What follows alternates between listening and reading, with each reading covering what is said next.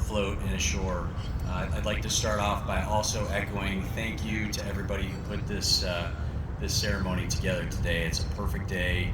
A lot of logistics go into these events, and it's a very fitting way to send off just a truly inspiring officer with an amazing career. It's my great honor and privilege to assume duties and responsibilities as commander of the NAVSEA Warfare Centers this morning. As stated, our mission is to operate the Navy's full spectrum research, development, test and evaluation, engineering, and fleet support for surface and undersea warfare systems. Simply stated, the Warfare Centers provide a bridge between the technical community and the warfighter. We deliver readiness, capability, and capacity to our fleet. If you're not familiar with the Warfare Centers, this is where the Navy's core technical capability lies. With almost 1,000 PhDs and over 15,000 scientists and engineers, the Warfare Centers make up the majority of the Navy's scientific and engineering expertise in 10 divisions from California to Rhode Island. So from basic science to applied research, rapid prototyping, operational testing, technical risk assessments, production, engineering, support, modernization, and alterations, the Warfare Centers are intimately involved in every phase of the acquisition life cycle. And with over 140 technical capabilities, the NAVSEA Warfare Centers contribute in specific areas that are vital to the security of our nation. Some examples are artificial intelligence, ship and submarine design, radar, electro-optics, cybersecurity, microelectronics, munitions, and the list goes on and on. Each one of these areas, our country's experts lie within the Warfare Centers, and I'm honored to lead this organization.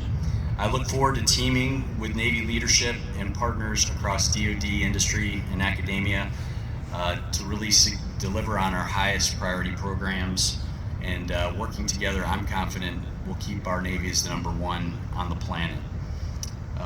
As Admiral Byrne mentioned, capability aside, what really distinguishes the Warfare Centers is simply stated the workforce. You'd be hard-pressed to find a more talented, committed, and competent group of patriots. I've been so impressed in my career working alongside the Warfare Centers, and during this turnover process, getting even a closer look to the exceptional talent. So it's with great humility that I accept this opportunity to lead, and I look forward to every moment that I'm here at the Warfare Centers. So before I transition to closing remarks, and yes, I know it's hot, so you're almost there. The first and foremost, I'd like to again highlight Admiral Kevin Burns' remarkable 30-plus years of service to our nation. I consider myself lucky to have served under Kevin's leadership at sea as his XO Barry, as he talked about, and if you haven't noticed yet, the inset of the program has a picture of that beautiful ship. And ashore with Kevin has just been an equal honor. He's taught me at sea, taught me ashore, and been by my side through a great portion of my career. And I'm even luckier to know him as a friend. You won't find a more genuine, capable, thoughtful, steady, and professional leader in our Navy. That character is evident in the wonderful family that you see here and you'll meet later today at the reception. And I look forward to dedicating more time to our friendship in the future. I'll close by highlighting some individuals in the audience who have played a key role in my personal and professional life. You've each invested in me and made me who I am today. Secretary Jay Stephanie, my 1 year with you is a continuous journey of discovery and education, and I will always remember your passion, work ethic, and unlimited capacity to learn. And the journey continues. Admiral Jim Shannon, my first XO when I was a young ensign in Chancellorsville, has been by my side since 1996. Thank you for your counsel and friendship, sir. My first chaps in the Navy, Admiral Greg Todd, is here with his wife Teresa, and from Chancellorsville to Chief of Chaplains. It's pretty amazing. Wonderful man. Thank you for your friendship. Admiral Eric Verhaeg, you are a great leader and friend. I'm lucky to have you in my personal and professional life, and thank you for all you've invested in me. John Esposito is here today. He was my Commodore. Kevin mentioned our two Commodores in Norfolk, Ken Long and Admiral John Fuller, who were amazing. And John, I think I've talked to John more than any girl on the phone while he was my Commodore. I think we talked 2 or 3 hours a day, it feels like. And he's here today. Thank you for your leadership and friendship. 3 of my Naval Academy roommates are here today from Las Vegas, Chicago, and Annapolis, respectively. Thanks for being here. Don, Steve-O, and Tim, and Don's wife, Janae, who's a high school classmate of mine. My best friend from high school, Tim Taylor, made a trip here from Michigan with his dad.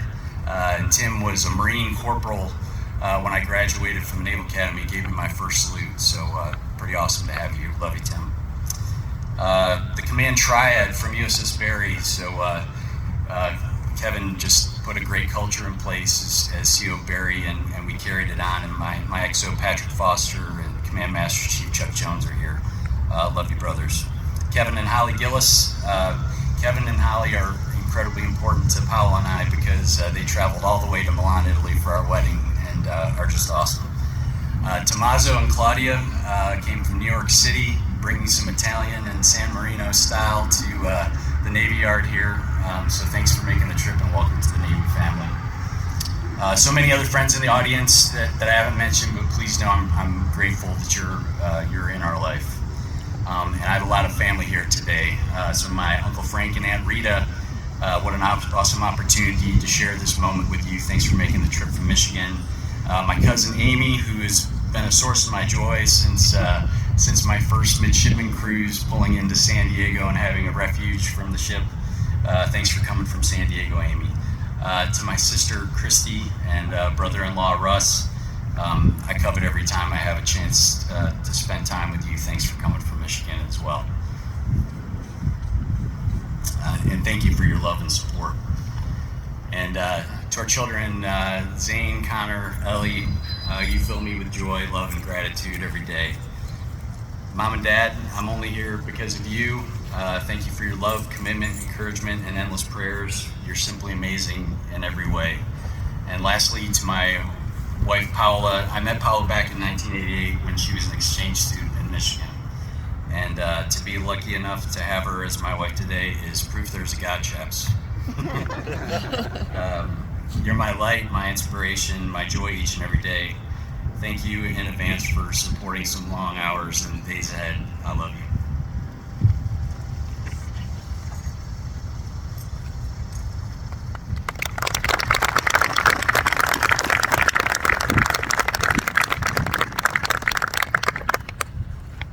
Guests, please rise for the benediction.